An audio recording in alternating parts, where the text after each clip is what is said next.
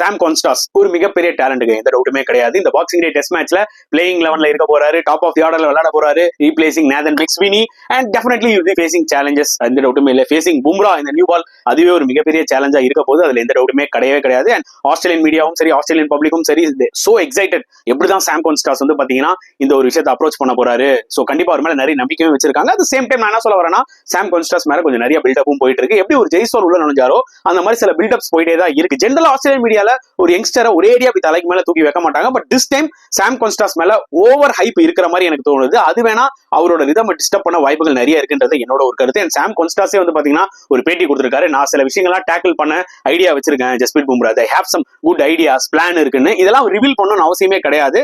So in case வந்து click ஆகலன்னு வச்சுக்கோங்களேன், நிறைய கிரிட்டிசிசம் ஃபேஸ் பண்ணுவார் இந்த யங் ஏஜ்லயே. அதனால சாம் கான்ஸ்டாஸை ஃப்ரீயா விட்டுட்டாங்கன்னு வச்சுக்கோங்களேன், அவரும் எதுவும் பேட்டி எல்லாம் கொடுக்காம டைரக்டா வந்து கேம் விளையாடினார்னா டெஃபினெட்லி வில் ஷைன்ன்றது என்னோட ஒரு கருத்து.